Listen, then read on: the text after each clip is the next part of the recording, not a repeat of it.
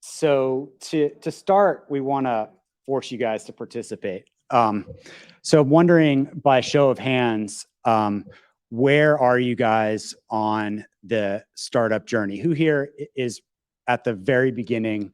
You've just got an idea. Cool. And then, is there anyone here who's got an idea that you've started tinkering with, started working on a little bit? All right, good handful of folks. And then, is there anybody who has an idea and formed the company but hasn't started building the thing yet? All right, we got at least one there. Is there anybody here who's gotten so far along that they've started their company and they're building their thing? Okay, great. That might be most of everybody. Has anybody launched a product? Okay. And is anybody close to or has already been through an exit? Okay, still pre-exit. And all of you may be considering investors. I mean, at any point in this process, whether there's only an idea or you're close to an exit, you should be considering investors. Have any of you pitched or brought on investors as a part of your process yet?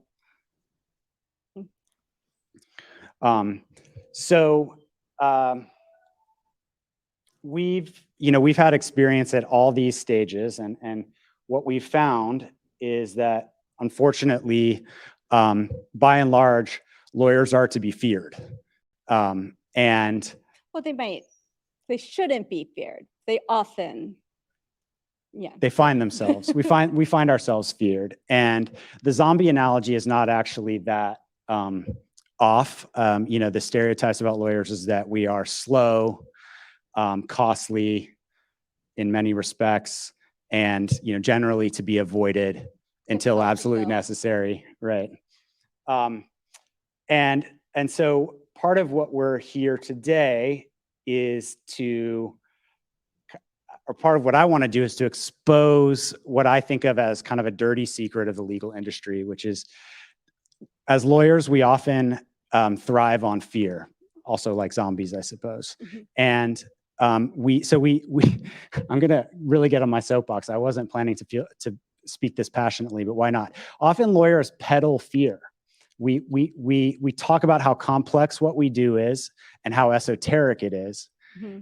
and make it so that no one feels like they can do it except us. And that's how we get business.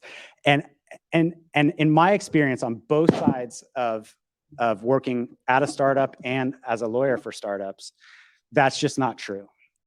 It's a secret that we're here to expose, that you've seen us expose today at Boston Startup Week.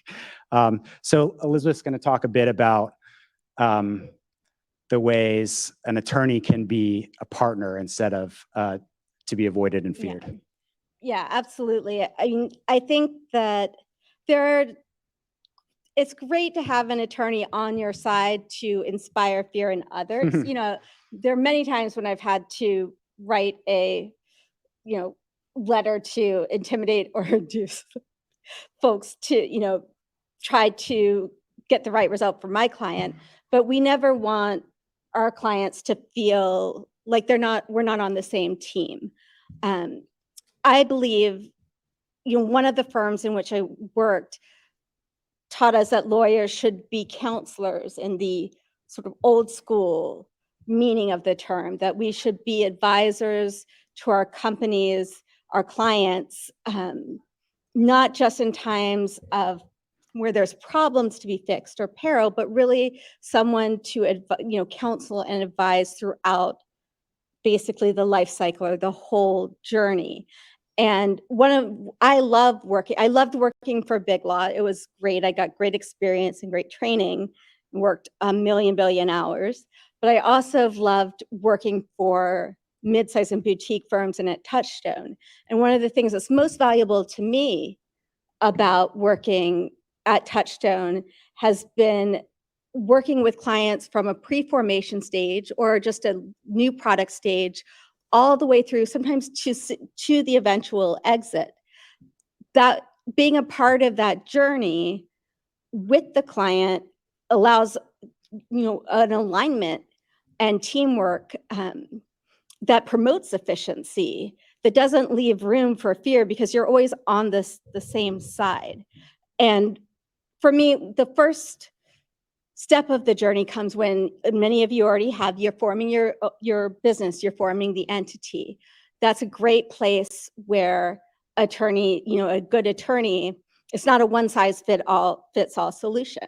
It's also not a solution where just because the couple of other founders, incorporated as a Delaware LLC, incorporated as a C Corp somewhere, that means you should do it, because no company is the same. You're going to have different products, different services. You're going to have different ideas about who your investors might look like, what your 5-year, what your 10-year plan is, and how you're going to exit, whether you want to this is your life dream and you're going to do this for the rest of your life, or whether this is really a 3 to 5 year turn. Do you anticipate a venture capital fund coming in, or is there a company in the space that might come to acquire? And there are different structures that can fit any of those needs. And so it's really bespoke and tailored to your goals and dreams and your product from day one. And then as you grow, there are many times, like, just knowing that vision on day one makes it so much more efficient to then counsel through things like your team growing, bringing on employees, bringing on advisors, board members, how to incentivize them, how to operate, eventually how to exit. So all lawyers, just like none of your companies are the same, lawyers aren't the same and shouldn't be peddling a one size fits all solution. They also shouldn't be telling you that they have to be, like, as a lawyer, I love talking to my clients about structure and initial operation, making sure they're in the most efficient structure for them. But I don't need to do everything for you. The clock doesn't have to be running at every minute during that work.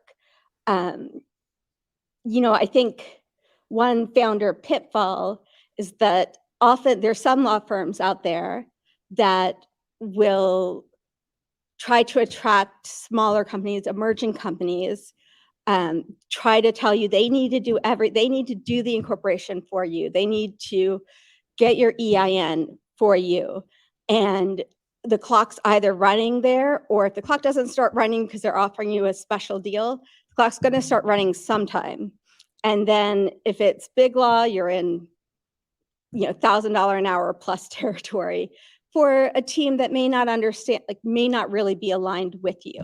And a lot of that work, if you're operating in a lean and efficient manner and you don't want to just hand it all over, a lot of that work can be split up. You could operate as a team with your attorneys, so that they're your counselors, so that your advisors, they're not taking all the work and billing you for every minute when you could just as easily jump in and do a lot of it yourself. So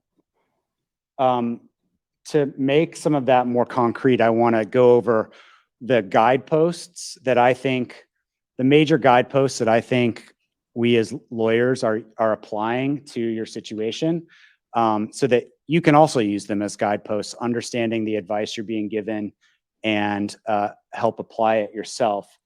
So the three sort of initial guideposts that I think are always question marks in almost any legal situation that a startup might confront are: who's going to own what? So that could be a question between founders.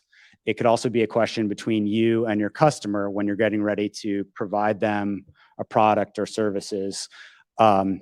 And so in any situation, as lawyers, we're coming to that, asking the question, okay, after this transaction, do the right people own the right thing? Have we protected the value in our client's company? And then governance. So the flip side to ownership is who makes what decisions. And that's, again, a relationship between you and your founders. Then it is also a relationship between you and your customers, your vendors. whatever third party that you're interacting with in that legal relationship. Sorry to break in, a quick tip about governance is when you're coming up with your board, it's great to get a lawyer on that board. Just take advantage of some of the advice on governance during the board meet, like whatever advice and insight you can get without running up huge legal fees is great. Free lawyer, kind of.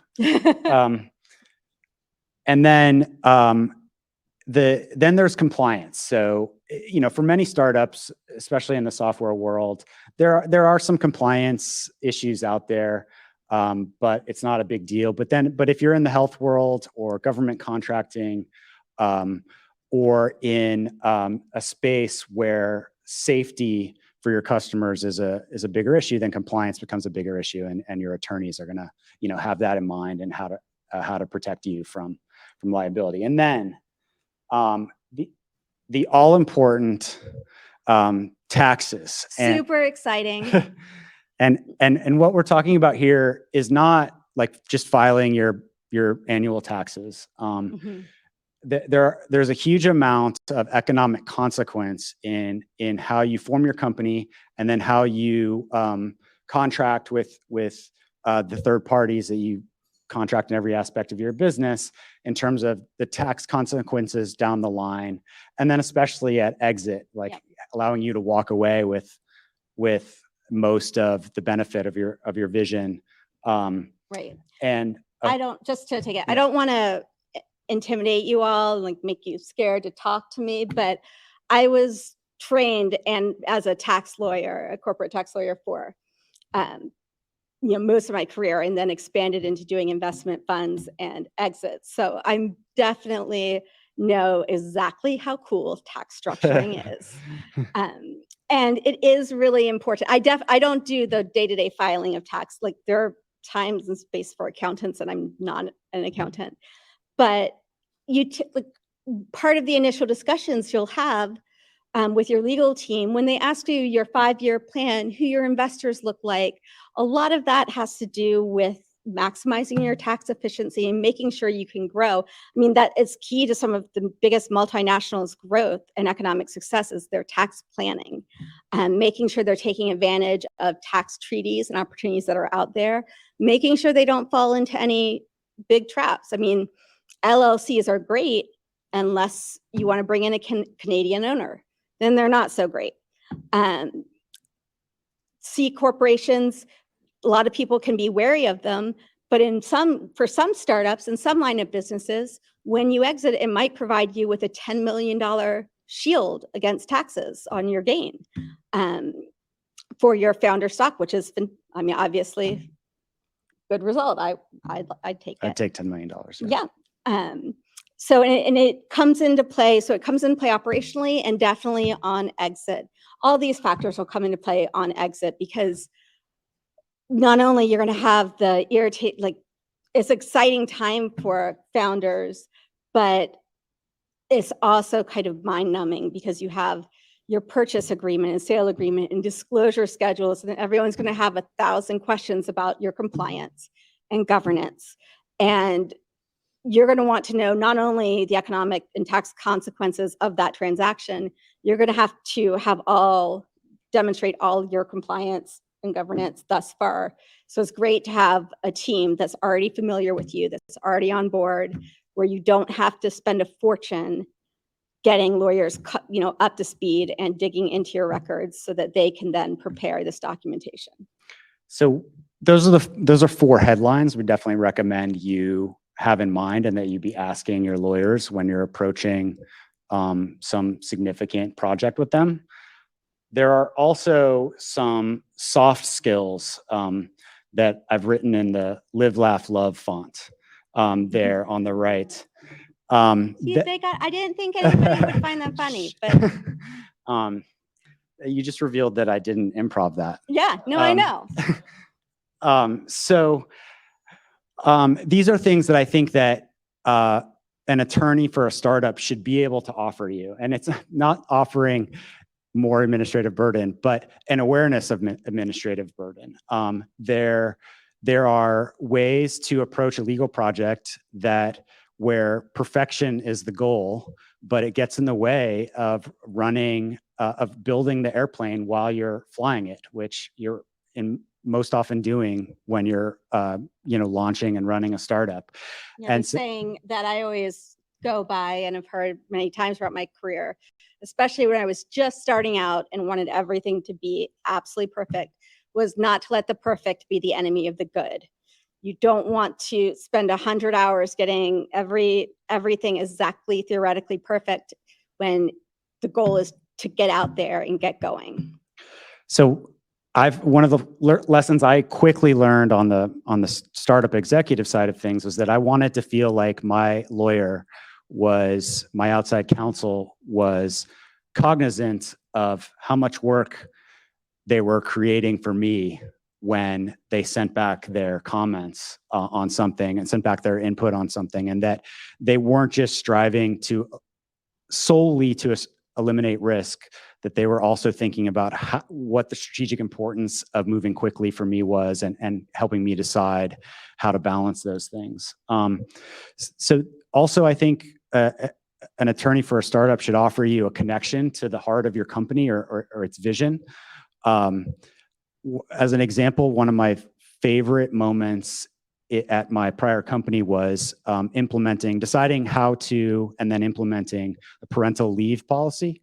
So there was a lot of legalities to pay attention to, but it was ultimately all driven by what kind of society we wanted to have with the other people in our company, and how we wanted to treat each other, as being a significant part of each other's lives. And I think that an attorney can offer a kind of being a spiritual guide, that the highest form of the law is representing some principle that you can try to implement, and that society feels like is good, and that there are ways in which a lawyer can really help you create the company you want to, and realize the vision that you want to. And not adding more work is a key point. I mean, if a lawyer sends you something and you need to spend a couple of hours deciphering the language and then responding to it and figuring it out, that's not what you want. And also, to reiterate, the lawyers, we do have a tendency to want to eliminate risk. That is, I don't know whether we're just risk averse. I'm a risk averse creature and want to make sure that the exposure to risk is as minimal as possible. But it's not my job to make that decision for you. What my job is to give you a continuum, is to advise you of the risks of each approach, and to let you make the informed decision of what path you want to take, rather than just buttonholing you into a specific path that may be the least risky. If that's doesn't fit with your vision and your approach, then that's not the right path for you. So I just wanted to emphasize that. I thought that was a good point. And then last but not least, what your lawyer does also contributes to your brand, in my opinion. So your contracts are communication documents. They represent your vibe in a way, and the way you view the person you're handing the contract to. So I think that I've always felt like, especially at a startup, when you're starting something new and creating a brand that really is a blank slate in people's minds, that having your lawyer on board with what you're trying to create there can add a lot of value, and reduce a lot of stress. I mean, if I sent a contract to outside counsel to review, and they marked it up in a way that I felt like was insulting to the customer I was working with, but that was highly protective of me, I wouldn't appreciate as much the highly protective stuff, because I wouldn't feel like I could hand it to the customer and have undermining your vision and your goals. So want to get try to get interactive again, and we're going to create some controversy in the room. We're going to make you guys pick a fact scenario that we can dive a little bit deeper into. So fact scenario X, and hopefully there's some way for the virtual folks to maybe chime in if they have strong opinions about which one we should talk about. You and your co-founder have an idea, you've written some code, created some designs, prototyped, etc. You put some code on GitHub or blogged about it. An angel investor wants in. And then scenario Y, a little farther along in the journey, you're a Delaware corporation headquartered in Massachusetts. You've launched your product. You've got a big new customer in Seattle and you're hiring 2 developers based in Austin. What do you do? So anybody, by a show of hands, who has strong feelings that we should discuss X? Okay, we've got a few X. Anybody? Okay, More. are those more X's? Okay. Yeah, just And X is getting more. anybody and more got strong feelings about Y? X was pretty popular. No, Y is pretty popular too. This is the basis for a new legal drama. If I'm not, look, 2 hands. Oh, we gotta. I think that well, seals it. all right. We so have 2 X's virtually. So. Okay, good to know. So why don't we'll go with X, but we'll stretch X a little bit into Y, and then you guys can ask more questions as we go along. So what we're gonna do is think about X in relation to the principles that we just went through.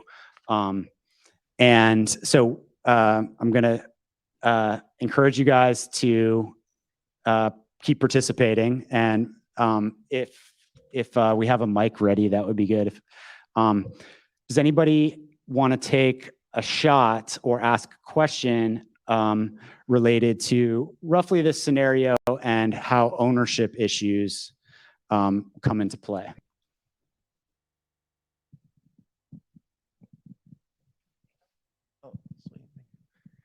So I think this one has to do with IP, and not necessarily like a IP in terms of in software, you know, it's really hard to actually patent IP, but it's more so how much is the IP worth and what's the value so that you can potentially trade it for shares or whatever in the future. But I don't know. I'm not an attorney. Yeah, absolutely. There's protecting the value in your product, and that can be in the form of code that other people can't see. It can be in the form of a community that is engaged with your code, and it can also be in the form of beautiful design, of delightful experience. And the interesting thing about this scenario is that these people they've made some of their IP public by blogging about it or posting it on GitHub, and which they may or may not have done, thoughtfully or fully intentionally. But so what they've done is, start a clock on whether they can patent it and potentially forfeited the right to patent it, which can be done strategically and in line with a business plan. But it's something to think about what they've done. You have anything to add about that? No, I think that it's a good point about software and IP. There are definitely issues with, I think we've run into with a couple of deals, like when buyers and deals will want you to make all sorts of promises, including that you have taken all the steps to have valid IP rights in all of your software and everything that you've done, and that no one can challenge it. And that can be impossible if you've had multiple people, like third parties chiming in. If there's open source, it's a very difficult set of representations to make. So in my experience, just real quick, patenting something is expensive. You can almost treat it like treat that cost as some value amortized over several years, though, in my experience, and that being able to say patent pending to whoever your audience is often worth a lot in the relationship building. So if you got to spend $25,000, $50,000, $75,000 on a patent process, if you think of that having value over the course of 3, 5, 10 years, then it's less painful. But that doesn't mean you have to go about it that way.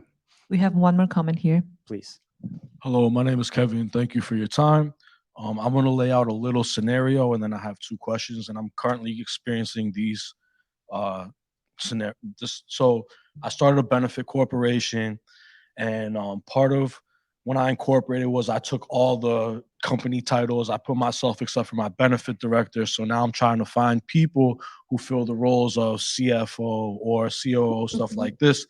And I'm wondering, how do I compensate them fairly? What is equity? Because, there's only 100% and that only goes so far in the company. So that's like the first step. And then the second step is also we're looking contractually. How do we protect the flow of information? So like my research to my head of IT and then his conceptual framework for how our database is going to look. And so we're negotiating contracts back and forth. So if you can kind of touch on those two, the equity portion of it, as well as the legality of how we can move information in the company, that would be great. Thank you. Yeah, thanks, Kevin. I think this is a great scenario. I'll let you handle most of it, but the question of compensation and how incentive compensation is a huge question in companies of all types, benefit corporations, C Corps, LLCs, and Mike can dive into more specifics, but I'm glad you raised it because I do want to highlight the point that no matter how your corporation is structured, there's some pretty inefficient ways of offering incentive equity, which can be a great tool to, if you don't want to give away equity, right away, you're giving out options, or there's similar tools, really fantastic tools in the LLC or partnership arenas as well to make your team feel like they're on board, give them an ownership stake, but not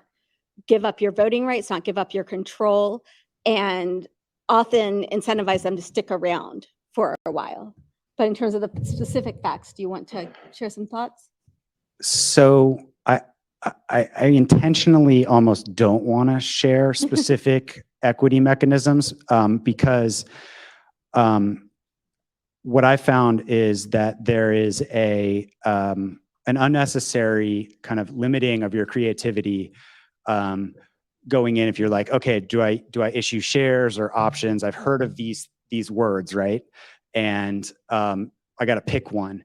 And the truth of the matter is that if you're early enough to have some choice about how you're structuring your company, that there are legal mechanisms for effectuating almost any kind of relationship that you want between you and your co-founders and an early team.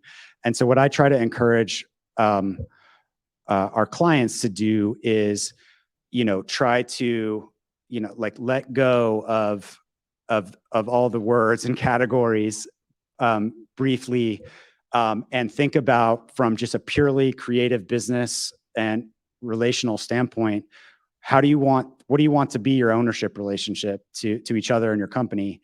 And that incorporates some of those governance questions, who's got control, and then come to your lawyer and say, here's ideally what we'd like. And the lawyer, should be able to say, okay, we got to massage this, if you really want to do that, we'd have to do that. And you get a sense of like how big a deal it's going to be to implement, or, whether you need to like scale back your original vision for that. But there's so much room for flexibility that I think it defies, some bulleted points of these are the 5 ways to do it. But the other job as your attorney is to think, when you are going in, you have your CFO, you're excited about the relationship and eager to go forward and incentivize.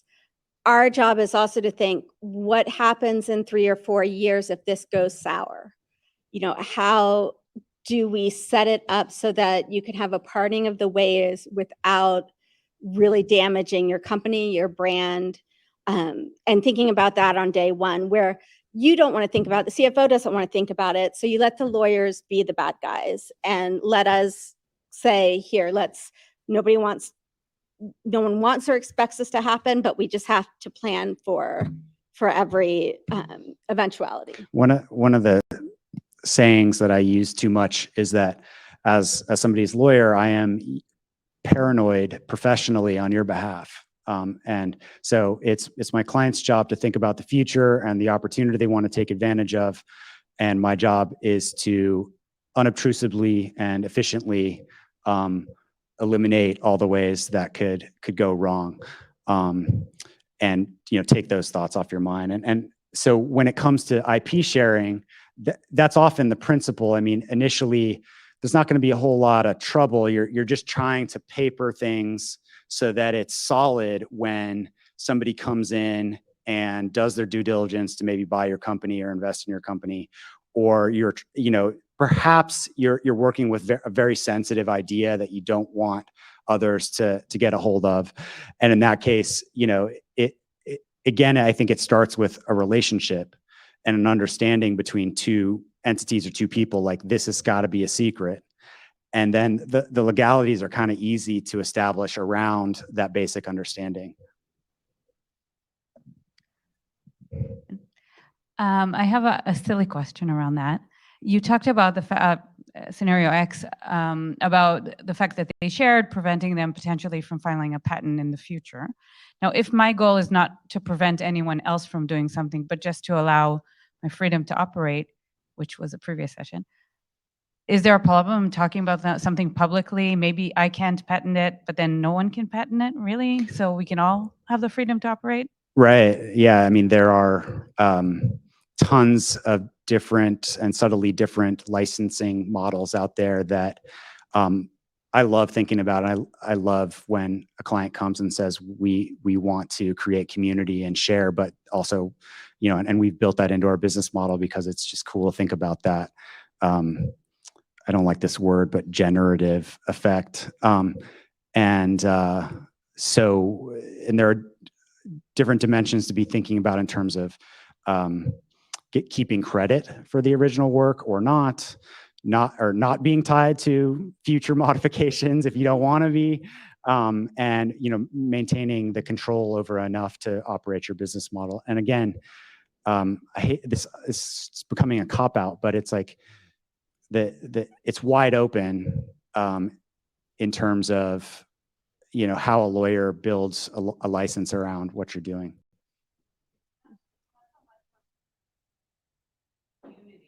Mm-hmm.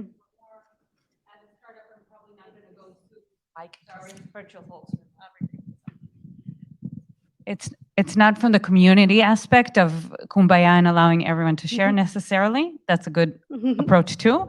It's more from the perspective of, I'm not going to go sue someone else for stealing my idea right now. I'm going to focus on execution and being the best. So do I really need a patent, or can I just make it public so others can't patent it? Yeah, totally.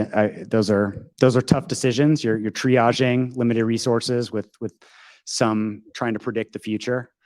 And where your value is going to be. If you think an investor, think about 5 years down the road, 3 years down the road, how you're going to make money. If you're looking for investors to come in that are going to value that, that intellectual property, you might want to proceed down the patent road. But if instead it's the way you execute it, it's your general model, it's how you operate in that space that makes you special and different than anyone else, then the patent may not be as valuable because your value lies much more in your business operations as a whole and your efficiency. Daily active users, or however you measure engagement, can be more important than owning a code. No, I was gonna suggest that if anybody has, please ask any questions, but if people want to move into other things on this list in terms of compliance, taxes, and then the softer skills when dealing with lawyers, please do. Hi, I'll make it quite short. So it seems like you went into the governance aspect quite extensively. So in terms of ownership, I feel like there's been a lot of focus around work product being protected, but are there other elements of ownership that we should be mindful of when it comes to creating founding docs or any other legalities that we should be aware of beyond the protection of whatever work product we end up generating? Yeah, no, absolutely. There's nothing super exciting about your founding documentation.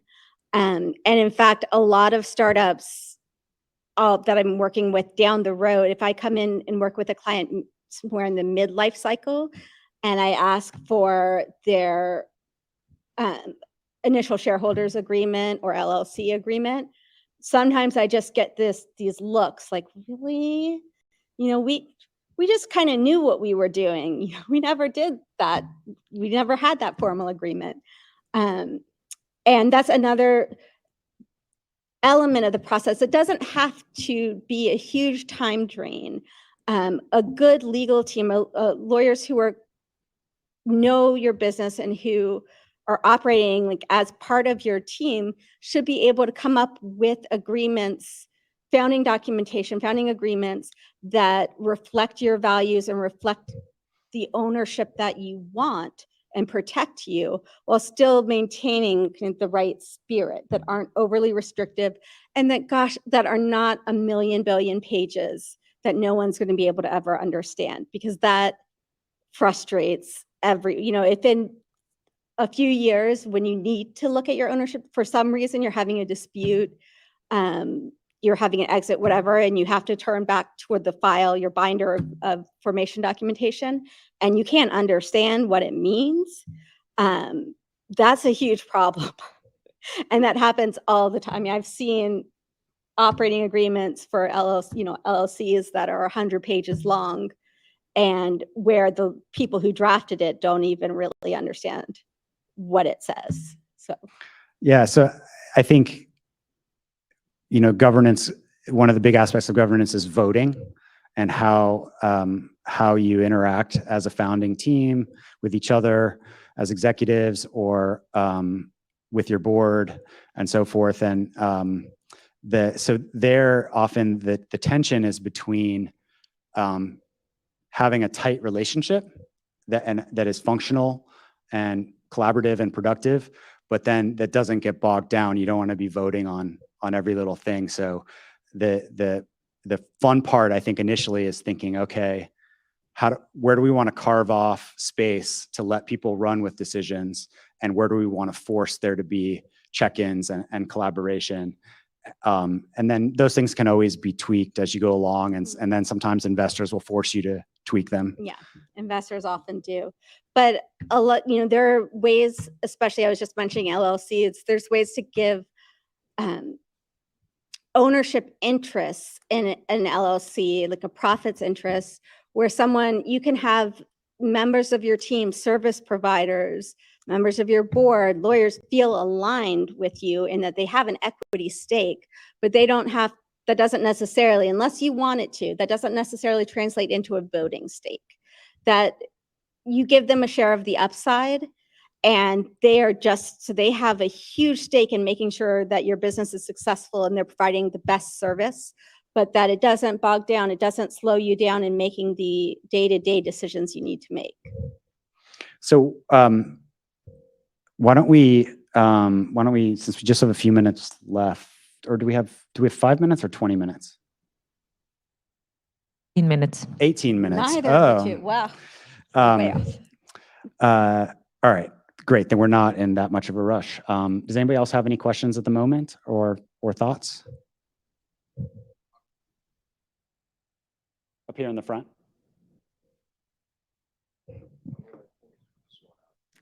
Sure. Thinking out loud is great. Thank you guys for coming in.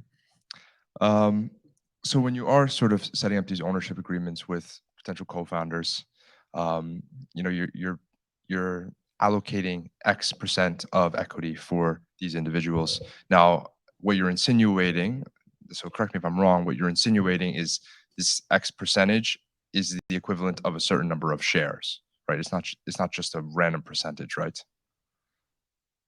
I mean, it can depend on the structure, and like say if I was doing what I was just saying about an LLC, I might have the incentive interest would be sort of counted differently than your standard equity common ownership.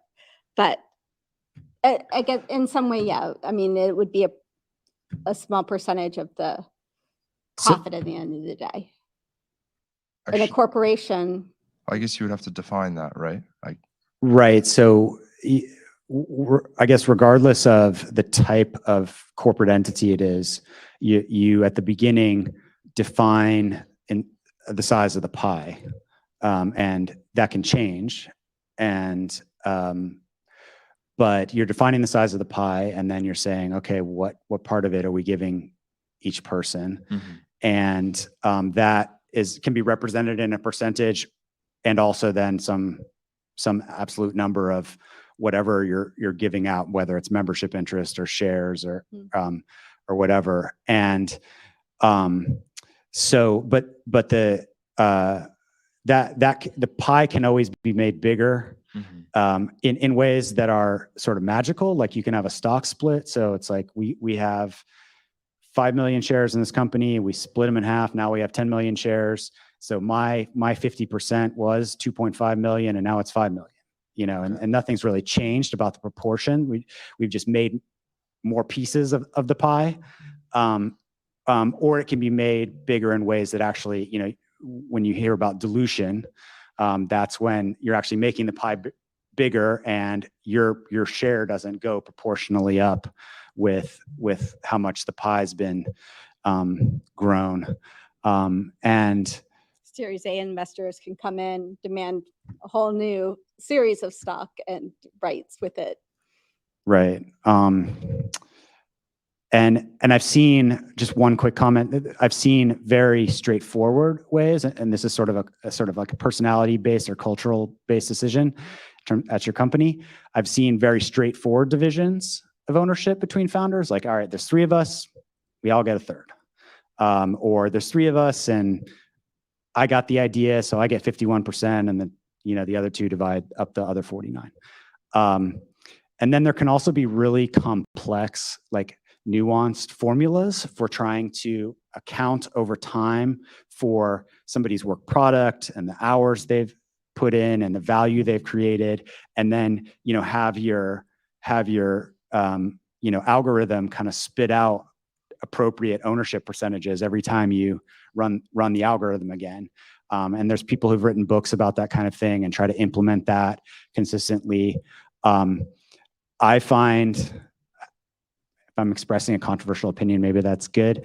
I find that those highly nuanced ways are really attractive at first, but that it's very difficult to engineer them perfectly, and that ultimately it's like it's a great actually process for founders getting to know each other, because they spend a bunch of time trying to engineer this perfect formula for how they're going to split up their company, and then by the end they're like, F it, let's just divide it up in thirds, you know. And they've like bonded in the meantime, so that's good. sorry for asking No. such a complex question that I thought was going to be simple, but let's try and keep it simple in terms of Impossible.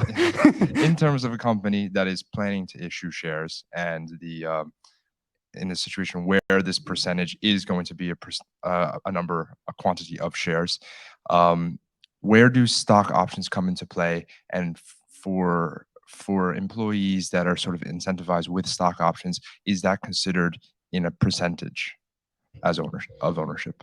Yeah, usually there's a separate number of, you know, there's sort of a separate pool for stock options that may or may not be granted on day one.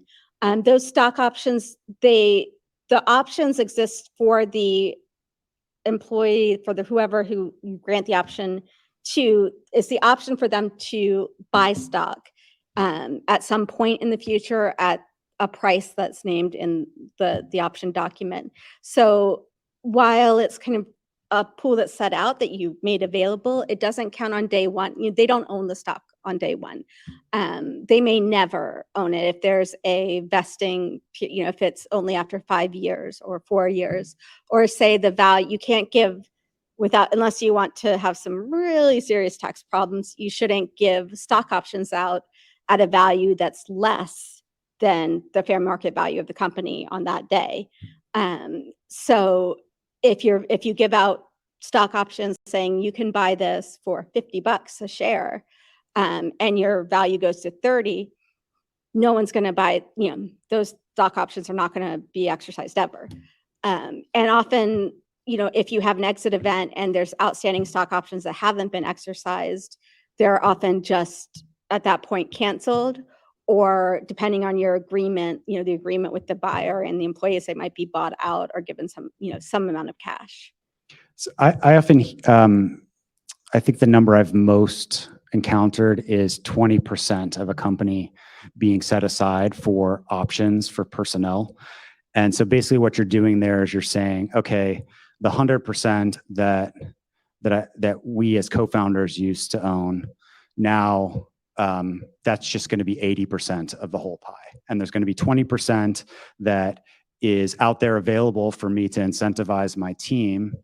And some of it, might never get turned into stock. And so your 80% for founders might actually end up being more than that, but you've kind of like, you've set it aside in that way. And then for the recipient, at the time they're receiving it, there's a percentage you can provide an accurate number in terms of how big a piece of the pie they're getting, but that could change. That can change at any time. Or they would get if they exercise right. the stock option. And yeah, that's a great point. And so the eventually what's really important is, okay, I have 100 options and each is worth, when I exercise them, I get to exercise them for $1 a piece. So I paid $100 for them, and then I sell them at $10 a piece. So I made 1,000. So 1,000 minus 100 is I get $900 in profit for my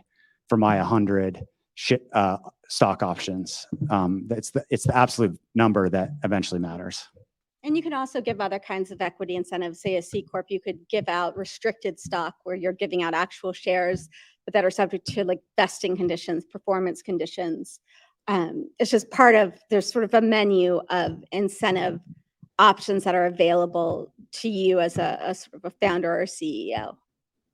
We have 10 minutes left. So do you want me to take a next question or? Yeah, I think Questions are good. Yeah, questions are great. I'm going great. to steal 5 minutes at the end, but that's it. Hello again. Oh, I don't mean to stop you. Let's talk afterwards because it seemed like there was somebody who hasn't asked I questions. was just going to say if you could talk about an international context as well. Okay.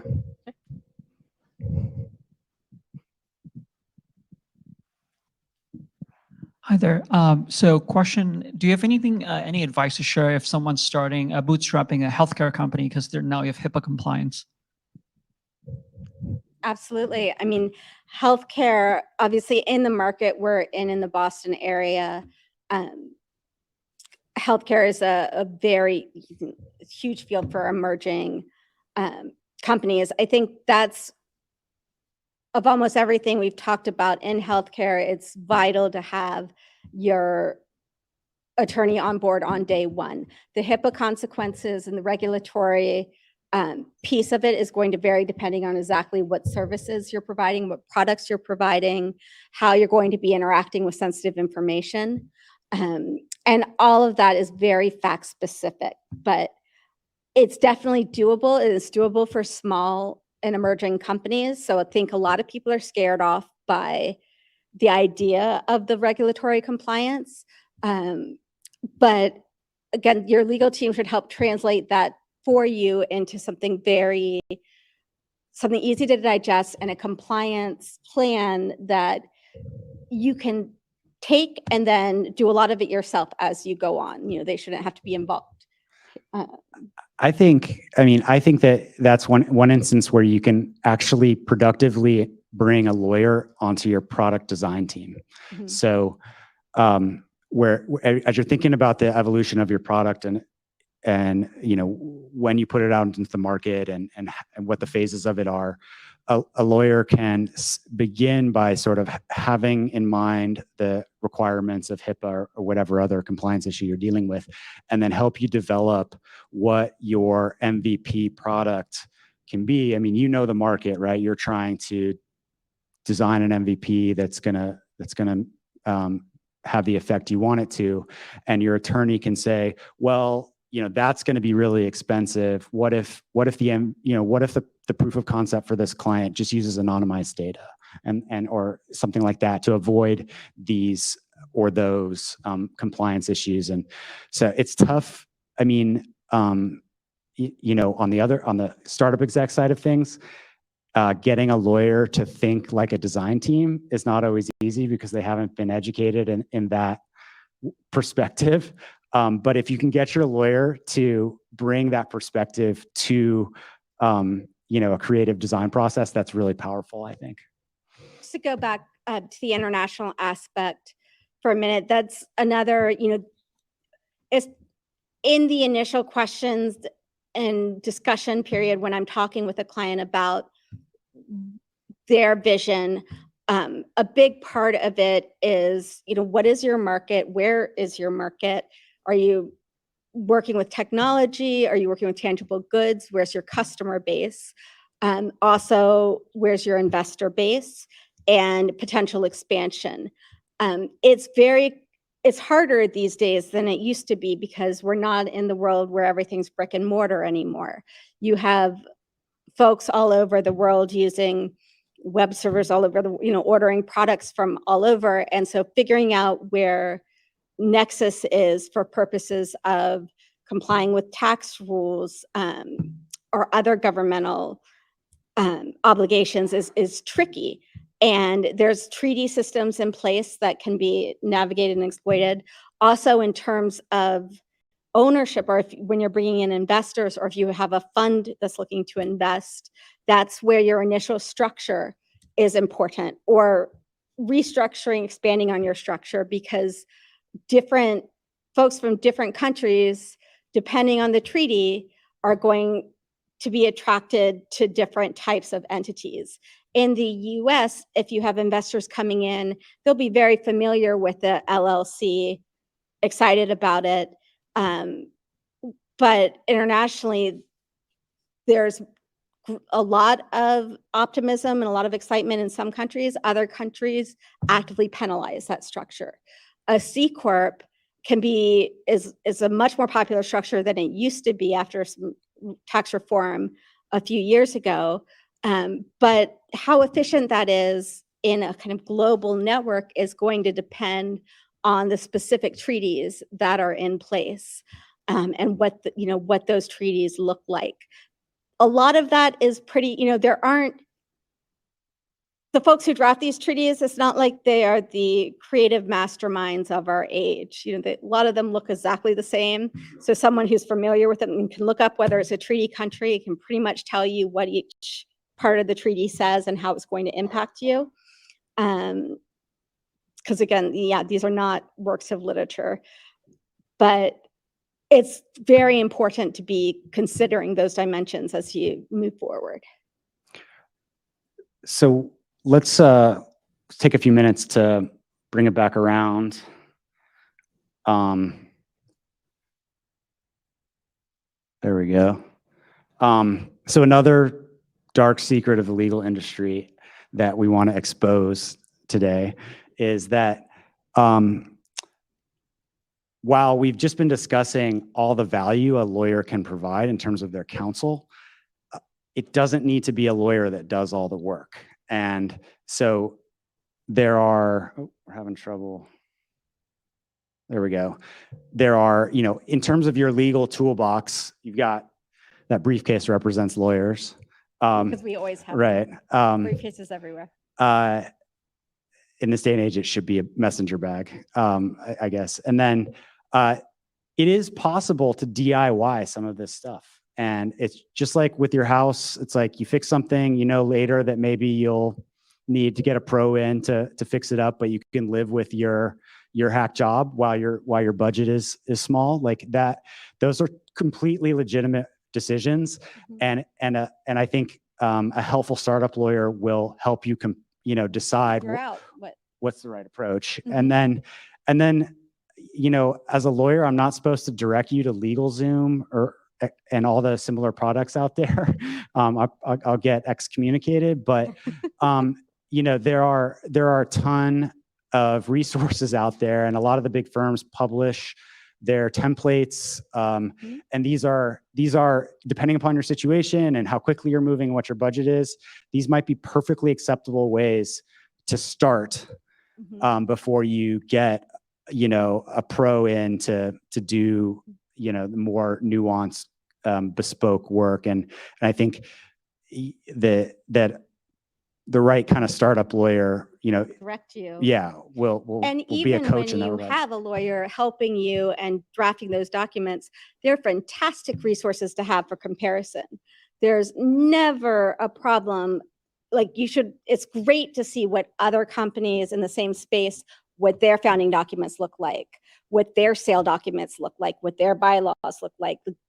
Knowing what else is going on in the industry and being able to do that for basically free, just a little bit of legwork, is so valuable.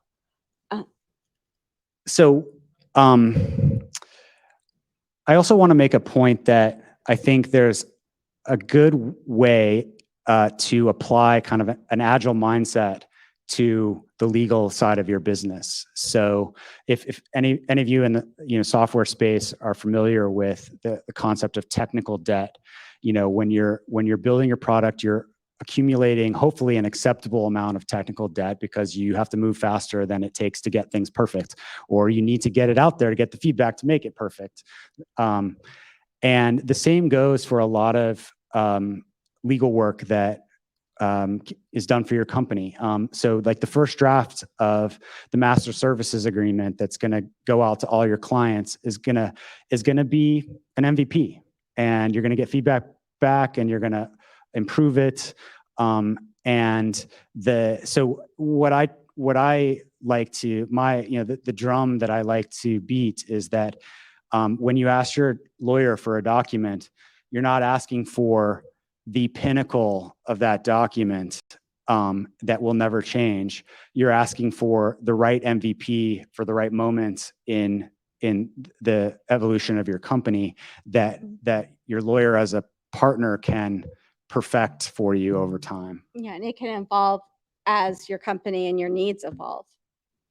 So all of this is meant to make the zombie your coworker I'm and very friend. sorry. I just want to tell you that virtual floors are cut off because we are You out don't of get time. to hear my But I zombie can give joke? you 3 minutes to wrap it up until my next session starts. I'm very sorry. I know it's going Maybe they very saw your good. zombie slide. That's okay. Yeah. Sure. Well, yeah. It's just automatic. We cannot do anything about it. I'm sorry. The zombies, they started out as something to fear, and now they're like collaborating in the office. Yeah, even if we have to use